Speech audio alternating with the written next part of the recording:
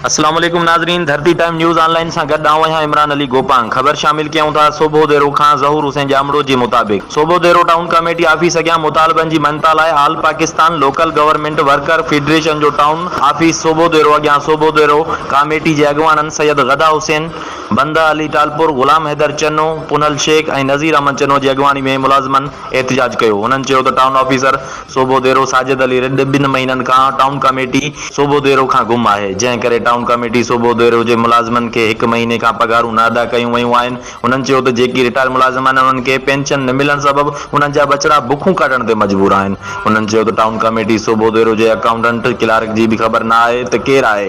उन्हनि चयो त सफ़ाई जे अमले खे बर वक़्त पगारूं न मिलण करे उन्हनि जा बचड़ा बुखूं कढण ते मजबूर आहिनि। टाउन ऑफिसर सूबो देरो खे ताल कयो सूबो देरो जे 10 यूसिस जी एडमिनिस्ट्रेटर जी बचार्ज आहे। उन खां अलावा टाउन कमेटी सेठा जा कुंभ कोडी जी बचार्ज मिलियल आहे। उन्हनि चयो टाउन ऑफिसर जो मुसलसिल गैर हाज़ुर रहण सबबि ऑफिस जो कमकार सख़्त मुतासिर आहे। उन्हनि वज़ीर बल्दियात ऐं आला अख्तियारनि खां घुर कई आहे त बाअसर टाउन ऑफिसर सूबो देरो साजिद अली रिड खे ड्यूटीअ जो पाबंद बणाए सूबो देरो टाउन जे समूरनि मुलाज़िमनि जा मसइला हल कया वञनि। टाउन में पंहिंजे मुलाज़िमनि जे पघार जे लाइ पेश था कयूं। जीअं त तव्हांखे ॿुधाईंदो हलां त असांजे टाउन ऑफिसर साजिद रिड एडमिनिस्ट्रेटर शफ़क़त अबादी साहब जेको हर रोज़ 1 न 2 ॾींहं एडमिनिस्ट्रेटर ईंदो आहे। टाउन ऑफिसर खे 2 महीना थी विया आहिनि जंहिं हिते सूबे जे टाउन जी चार्ज वरिती आहे।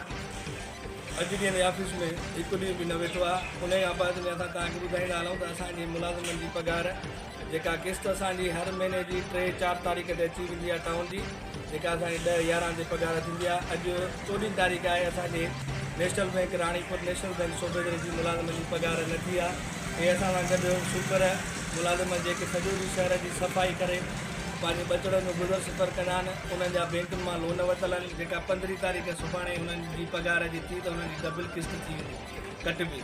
इन करे मां आला इख्तियारनि खे अर्ज़ु कंदुमि त असांजे मुलाज़िमनि जी बेचैनी ख़तमु करे ऐं टाउन ऑफिसर खे बाउंड कयो वञे त टाउन खे पंहिंजे खे टाइम ॾिए। टाउन ऑफिसर खे जो मां तव्हांखे ॿुधाईंदो हलां त हुनखे सेठा जा टाउन बि आहे ऐं सूबे जो टाउन यूसीअ जो एडमिनिस्ट्रेटर बि आहे ऐं कोडी जी